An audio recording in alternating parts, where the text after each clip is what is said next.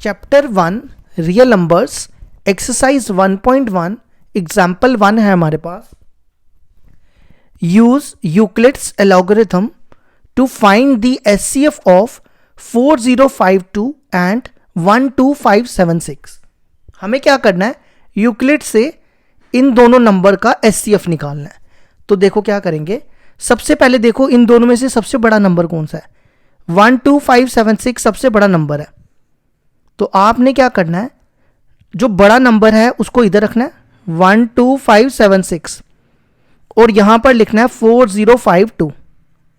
ठीक है, अब हम क्या करेंगे, इसको डिवाइड करेंगे। सबसे पहले 3 से करेंगे क्योंकि 3 से ही 12,000 के करीब पहुंचेगा। 3 से जब हमने मल्टीप्लाई किया ये बनेगा 3 2 ज़ा 6, 3 5 ज़ा 15, 1 कैरी तो यहां आएगा 1 और 4 3 ज़ा 12। अब आप इसको माइनस करो, ये आएगा 0 2 4। ठीक है, तो आपने यहां पे लिखना है, आपने ये फॉर्मूला पढ़ना है, dividend equal to divisor into quotient plus reminder, वही लगाओ। सबसे पहले आपको लिखना है dividend equal to divisor 4052 into quotient, quotient है 3 प्लस रिमाइंडर, रिमाइंडर है 420। ठीक है, फिर आपने क्या करना है, यहां पर ये वाला नंबर दोबारा यहां लिखना है 4052। ठीक है, अब 420 को किससे करें कि 4052, तो अगर हम इसको 10 से करेंगे तो ज़्यादा हो जाएगा, 9 से करते हैं, है ना। 9 से करो, कितना आएगा 0, 9 2 ज़ा 18, 1 कैरी, 9 4 ज़ा 36, 36 प्लस 1 3780। अब इसको माइनस करो, 2, 15 में से 8 गए 7, इधर 9 बचेंगे, 9 में से 7 2 और यहां पर कुछ भी नहीं बचेगा। अब यहां पर दोबारा लिखो, सबसे पहले क्या लिखना है, डिविडेंड, डिविडेंड है 4052, dividend is equal to divisor, divisor क्या 420 into quotient, quotient is 9 plus reminder, reminder is 272। आपको तब तक करते जाना है डिवाइड जब तक रिमाइंडर 0 नहीं आए। ठीक है, अब यहां पर नंबर लिखो ये वाला 420, अब हम 1 से करेंगे, ये आएगा 272, तो इसको माइनस करो, 420 में से 272 के ये बचेगा 148। यहां पर लिखो फिर से dividend, dividend is 420 equal to divisor is 272 into quotient, quotient is 1 plus reminder, reminder is 148। ठीक है, अब यहां पर दोबारा, अब आप यहां पे 272 उतारो, फिर से 1 से करेंगे, ये आएगा 148, 272 में से 148 गए तो बचेंगे 124। तो यहां पे दोबारा से वही same 272 dividend equal to divisor is 148 into quotient, quotient is 1 plus reminder, reminder is 124। अब आपने यहां पर कौन सा नंबर उतारना है, 148। अब मैंने इसको यहां कर देता हूं, ये रफ के लिए दिखाना होता है। ठीक है, ये सामने दिखाने की जरूरत नहीं होती आपको, ये रफ वाला पोर्शन है। तो 148 यहां लिख दो इस बार। अब इसको दोबारा 1 से करो, ये कितना बचेगा 4 2, फिर से यहां पर वही dividend is 148, divisor is 124, quotient is 1, reminder is 24। अब यहां पर आपने 124 दोबारा लिख देना है। ठीक है, अब 124 को किससे मल्टीप्लाई, 24 को करें 5 से करेंगे, 24 इंटू 5 120, रिमाइंडर बचेगा 4। यहां दोबारा लिख दो, dividend is 124, divisor is 24, quotient is 5 और रिमाइंडर इज 4। तब तक करते जाना है जब तक रिमाइंडर 0 नहीं आएगा। ठीक है, अब यहां पर आप ये 24 उतारो, अब 4 को 6 से करो, देखो रिमाइंडर आ गया 0।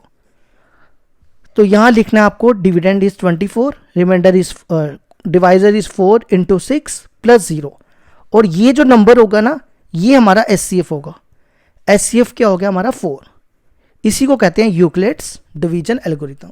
तो आपको ये चाहो तो आप साइड में रफ में शो कर सकते हो, लेकिन आपको पेपर में ये दिखाना है। ठीक है, ये हो गया हमारी एग्जाम्पल 1 का आंसर।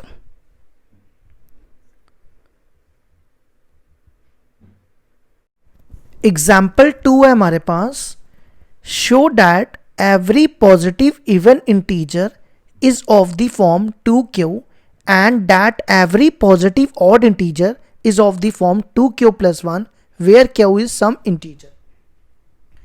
देखो क्वेश्चन कहता है हमें क्या करना है, इवन इंटीजर को 2q की फॉर्म में शो करना है और ऑड इंटीजर को 2q + 1 की फॉर्म में शो करना है। ठीक है, बड़ा ही सिंपल क्वेश्चन है। देखो कैसे करेंगे।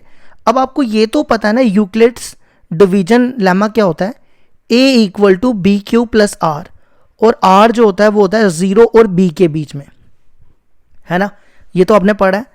अब हमने क्या करना है, यहाँ पे जो b की वैल्यू होगी ना वो 2 ले लेनी है। देखो दोनों केस में b की वैल्यू 2 है, तो हमने क्या करना है, यहाँ लिखना है a = b की जगह क्या लिखना है 2q + r, वेयर r किसके बीच में होगा, देखो मैंने यहां पे क्या लिखा है, r लाइज बिटवीन 0 और b यहां पे क्या है 2।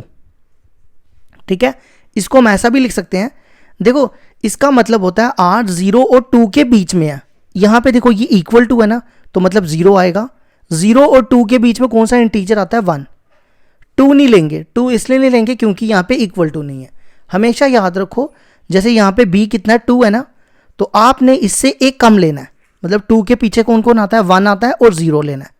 ठीक है, जैसे मान लो 3 होता तो 3 के पीछे कौन आएगा 2 1 0, उसमें आपको ये 3 नंबर लेने हैं।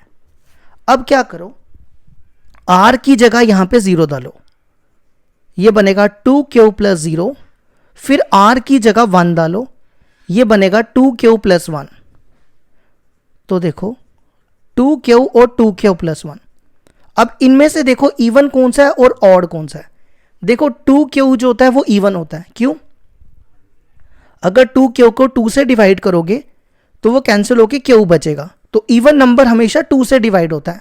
तो हम कह सकते हैं clearly 2q is an positive, या 2q इज ए पॉजिटिव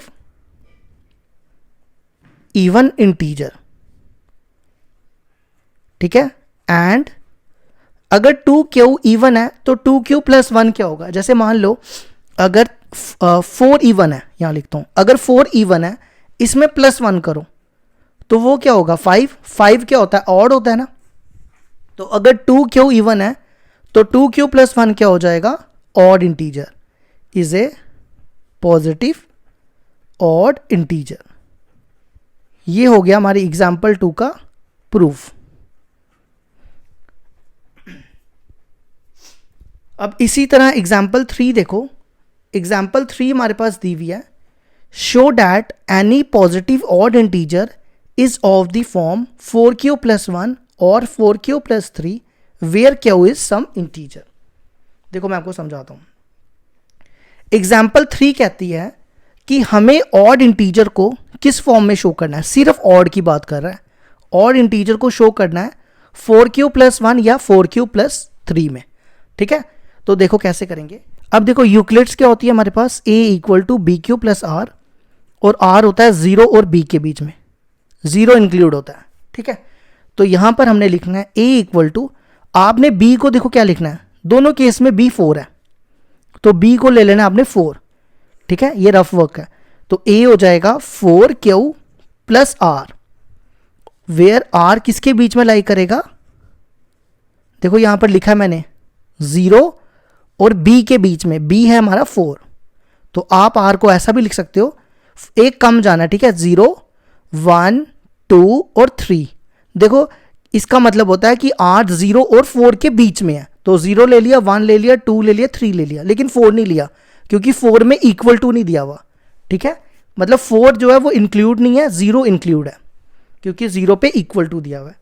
अब क्या करो, यहां पे एक एक करके नंबर डालो, पहले 0 डालो, देखो 0 डालोगे 4q + 0 4q हो जाएगा, अब 1 डालो 4q + 1, फिर 2 डालो 4q + 2 और फिर 4q + 3।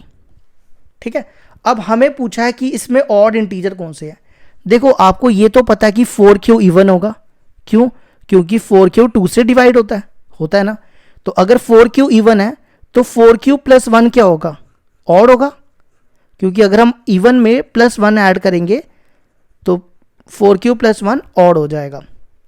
अब 4Q प्लस 2 पे आ जाओ, देखो ये रफ के लिए दिखा रहा हूं, ठीक है। अगर आप इसको 2 से डिवाइड करो, 2 कॉमन निकालोगे ऊपर से तो ये कैंसिल हो जाएगा ना। इसका मतलब है कि 4Q प्लस 2 इवन है। अब अगर 4Q प्लस 3, देखो अगर आप 4Q है, जैसे आपके पास मान लो 4Q इवन है ना, इवन मान लो कोई नंबर है 4 या 6 मान लो, 6 में अगर आप 3 ऐड करो, 6 प्लस 3 9 आएगा। 9 क्या होता है, 9 ऑड होता है, तो इसका मतलब 4Q प्लस 3 भी क्या होगा, ऑड होगा। इज अ पॉजिटिव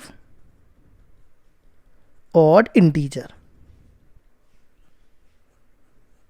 ठीक है। ये हो गया हमारे क्वेश्चन नंबर एग्जाम्पल 3 का प्रूफ।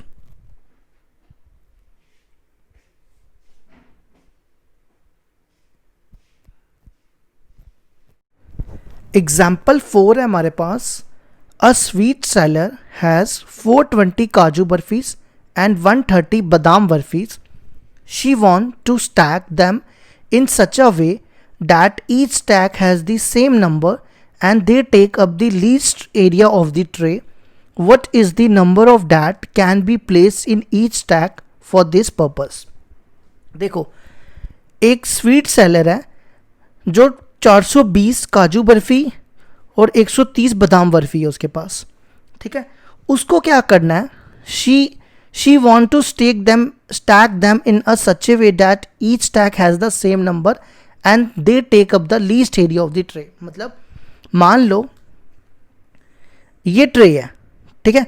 अब इसने क्या करना है, इस ट्रे में बर्फ़ी लगानी है, मतलब बर्फ़ी ऐसे लगानी है कि वो जो एरिया है ना वो कम से कम कवर करे। जैसे मान लो यहाँ पे इसने 1 2 3 4 5 6 बर्फ़ी लगा दी, ठीक है। दूसरी रो में भी उसको 6 ही लगानी है, ऐसे लगानी, ठीक है। ऐसे ही नेक्स्ट ये लगाते जानी 6 तो उसको बताना है कि वो कितना maximum number of barfi stack में लगा सकता है। मतलब हमें क्या निकालना है, तो हमें क्या निकालना है यहाँ पे, what is the number of that can be place in each stack of for this purpose. मतलब हमें निकालना है maximum number of barfis, maximum number of barfis वो कितनी इस ट्रे में स्टैक करेगा, ठीक है। तो देखो जब भी मैक्सिमम बोला हो ना तो आपको एचसीएफ फाइंड करना होता है, ये चीज़ हमेशा याद रखो। अगर मिनिमम बोला है तो एलसीएम निकालना है, अगर मैक्सिमम बोला है तो एचसीएफ निकालना है। तो हमारे पास दो नंबर हैं 420 और 130। अब 420 130 से बड़ा होता है तो हम यूक्लिड से इसका एचसीएफ निकालेंगे। तो यहाँ देखो सबसे पहले यहाँ लिखो 420, यहाँ लिखो 130। इसको हम किससे करें, 3 से करें, है ना। 3 से करेंगे तो ये आ जाएगा 390, यहाँ बचेगा 30, ठीक है। अब यहाँ पे यूक्लिड्स ये लगाओ, यहाँ पे लिखो 420 dividend equal to divisor into quotient plus reminder, reminder is 30। अब हम इसको दोबारा करेंगे, यहाँ पे लिखेंगे 130। अब 30 को हम 4 से करेंगे, देखो ये नंबर उठा के आपको यहाँ ले आना है, ठीक है। ये नंबर उठा के यहाँ ले आना है। 30 को 4 से करो 120 आएगा, पीछे बचेगा 10। अब दोबारा यहाँ पे यही लिखो 130, ये हो गया dividend equal to divisor into quotient, divisor into quotient plus reminder, remainder है 10। ये तब तक करते जाना है जब तक रिमाइंडर 0 नहीं आ जाए। अब यहाँ पे 30, ये 30 उठा के यहाँ लाओ, अब 3 से करो तो ये देखो रिमाइंडर आ गया 0।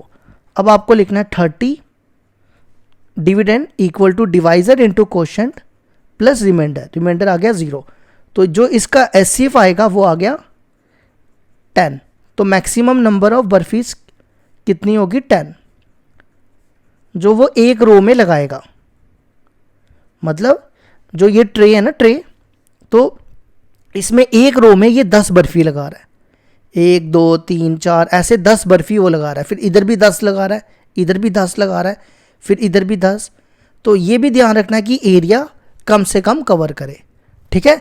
इसलिए इसने बोला लीस्ट एरिया। लीस्ट एरिया का मतलब हो गया कम से कम, जब कम से कम एरिया कवर होगा तो उसमें क्या बढ़ती जाएंगी, मैक्सिमम बर्फी ज़्यादा होती जाएंगी, इसलिए मैंने लिखा था मैक्सिमम नंबर ऑफ बर्फीज। तो ये हो गया हमारी एग्जाम्पल 4 कंप्लीट।